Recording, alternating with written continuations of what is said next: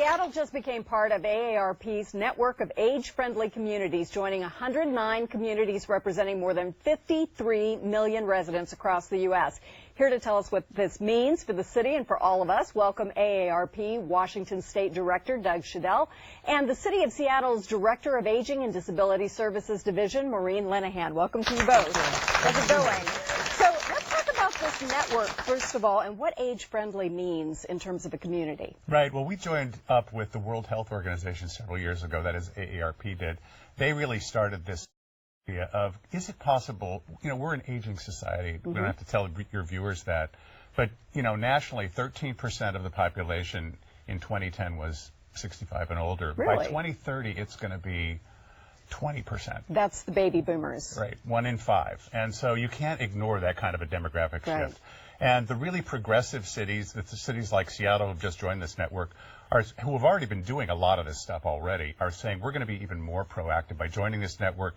Those 100 communities have a lot of things they've already done. We're sharing best practices. And so the real advantage is to create a community which is inclusive of all ages, because what's good for older people is good for all people. And so part of this is meant to allow people to age the way we do these days. 60 is not what it was 60 years ago in terms of what people expect out of their lives or what they want to do in terms of aging in their homes and not, maybe living with relatives or having to do all of those things. So it's that kind of thing, transportation, all of the things that you might include in a healthy lifestyle. Yeah, we've surveyed our folks endlessly, and one thing, for example, people want to live in their own home. Yeah. They don't want to move. So how can we help do that? Are there policies that can be created? So. Right. Well, I know when AARP put Bruce Springsteen on the cover when he turned 60 that we were not aging like we used to do it. He certainly didn't. Maureen, tell us how Seattle came to join the network and why this is such a positive thing, not only for older people, but for everybody. So I think Seattle has recognized the big demographic shift with the baby boomers now between the age of 70 and 50. All baby boomers are now at least age 50 and older. And I think just recognizing that change, how that's going to change the whole structure of the city. And so the city's been doing a lot of things already with things like complete streets, which are constructing streets that are safe, decreasing speeds on roads, improving walkways, lighting, things like that. So there's a concept of safe streets. There's also a concept of the city's been working on something called Vision Zero, which is a global effort to decrease pedestrian fatalities throughout the world. So the Seattle is committed to that work. So the city recognized, again, the demographic shifts, and then the mayor coming on board and really expressing his commitment to make this a more livable city for older adults. And I talk a lot about mobility, because without mobility, older adults tend to isolate. And with isolation comes depression. So if you can improve mobility and improve access, you're going to better engage older adults and take advantage of all their assets and engage them in our community. And engage everybody, right? Because all those things you mentioned would be good for young families and for the blending of neighbors to be out and about together. And I think the big change also will be the awareness of younger people, what it means to grow old, because there's a lot of misconceptions about growing older. So there's a huge need to educate younger people and to engage them also in intergenerational and multi-generational type programs. And part of this is almost a market response. There's so many baby boomers, and we're kind of used to having our way. So, so we want things to, exactly. We want this to work out well for us as we get older. You mentioned what the mayor has done. Tell me a little bit about what it means to be part of this network in terms of exchanging ideas with other places and kind of the aggregate learning.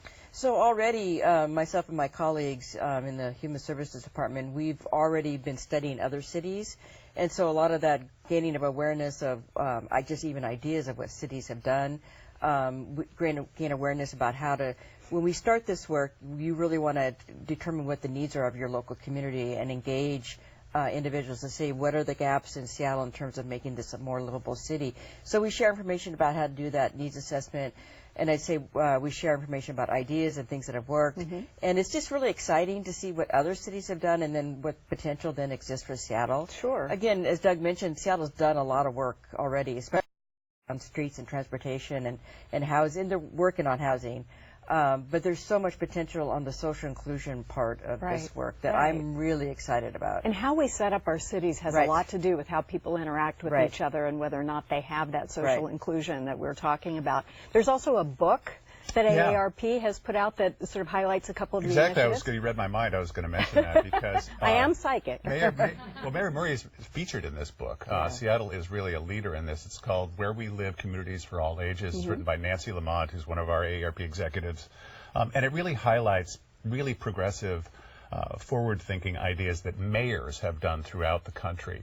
And like I said, Seattle's mayor is mentioned in there not once but twice. That's great. About the Vision Zero and then also his progressive work with the mental health community.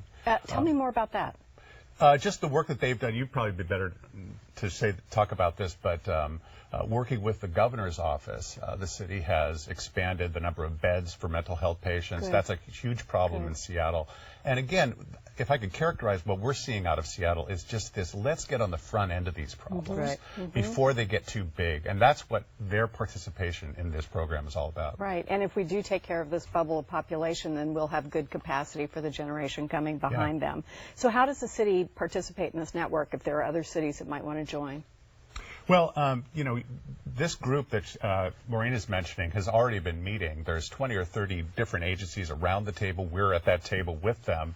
And they are just at the front end, I believe, of talking about what is the plan. There's going to be a 5-year commitment here. They're going to have a plan. They're going to implement that plan, and then they're going to evaluate that plan. And I think you can speak better than this, but what other cities have done is they've started with a pretty extensive evaluation, needs assessment type of stuff, where you survey people and you say, what are the, as you already mentioned this, actually, what are the gaps? Right. And then you figure address them those out. gaps with the plan. Right. It's a much deeper look at what a city needs to do to be considered a livable city. So it's a livable city for all ages, a good place to be young and also a good place in which to grow old. It's a great time to get older, right? Right. You can get a new knee, you can get an age-friendly community. It's all good. Thank you both very much. Appreciate it. For more information about AARP's network of age-friendly communities, please visit the website you see here, and you'll also find links on our website where you can download the new AARP book, Where We Live. Still ahead, a creative way to turn old wood into new treasures. All this reclaimed wood stuff is very popular. We'll be back after a quick break.